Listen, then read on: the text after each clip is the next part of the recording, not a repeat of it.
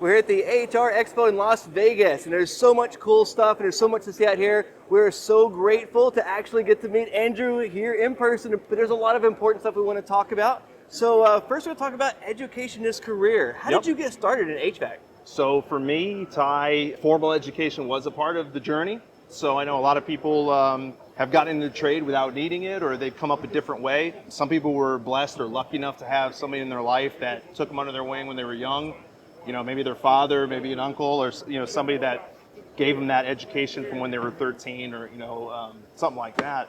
I didn't have that luxury or that advantage. I went to the military right after high school and came out home where they didn't need heavy machine gunners. Must have not been Texas. That's right. There's some wonderful programs for veterans. GI Bill. I leveraged that into an education in trades. That and went to my community college and went through a 2-year program. For people that are able to leverage what that is providing you, the sky's the limit with what you can do with it. You can go in, and I think people sometimes at certain points have had a negative connotation of school. They think of programs that promise certain outcomes without elaborating on what they need to put into it first. That's where I think maybe there's sometimes been a negative connotation with that, but I certainly took advantage of every opportunity. I leveraged my instructors' experience, doing what I needed to do in class, studying more importantly after class. It's not just in the in-class part.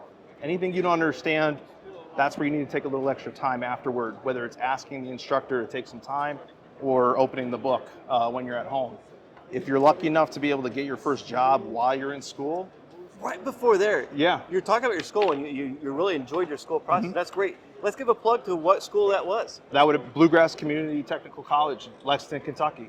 Fantastic. Yeah. There you go. People ask me all the time, what's a good school? And there we go. Yeah, a lot of community colleges have great programs. They have a hard time all over the country finding good instructors.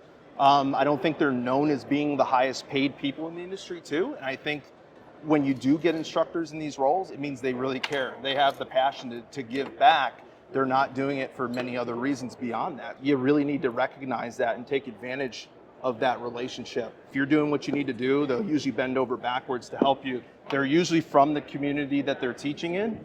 They usually worked in the industry before they taught.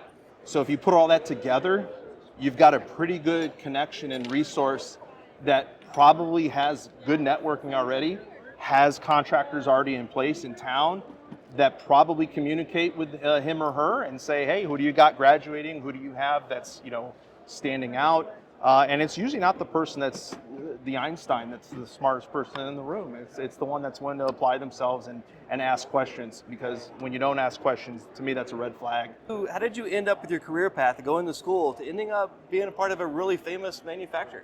Yeah, so for me, I had to kind of backdoor myself into the industry. I was lucky enough to start working at the same time as I was going through the program. Awesome. It was tough at the time. Right now, you can write your own ticket. If you're in this trade, there's not enough people to fill the jobs. Wasn't quite the same when I started, and everyone was pretty firm on wanting 3-5 years experience to get an entry-level position. Doesn't really make sense, but my back door was to get into maintenance. Their standards weren't quite as high for experience on HVAC, but it gave me the ability to toe a line there on what I had experience doing after doing that for a few years. After 3-4 years of doing that, now it's all of a sudden no experience to, I oversaw the maintenance, installation, and service of 500 water source heat pumps and 2 boilers, whatever it is that you worked with. And that's how I actually was able to springboard into my first HVAC dedicated job. That's awesome. So you've worked on some pretty big stuff too, right? Yeah, right before I came here to Navac, I was at JCI and got to play around with centrifugal chillers, VRF, large tonnage package units, you name it. That's awesome. Yeah. So HVAC, it's way more than just thinking of your house and your refrigeration. It goes unbelievably big. There's some really cool new products. Now, again, I'm not promoting anybody's products. There's no money exchange here. We just walked over with the camera, and you'd be surprised how many people won't share the information. Navac open arms said, yeah, come see some of our products. They're going to show us a few of their products that I think are really, really cool. I haven't personally used these in the field, but this is some really cool stuff you're going to see out here. So let's take a look at what we got to offer. Absolutely. Absolutely. So Brian over here, he's our West Coast Regional Manager, also a veteran, also a student as well, and also an former instructor. So absolutely. Did a lot of training with LG. before he came to visit us. So Fantastic. again, we put a lot of priority on our people understanding the industry and understanding the end user thoroughly before they come here and try to sell anything.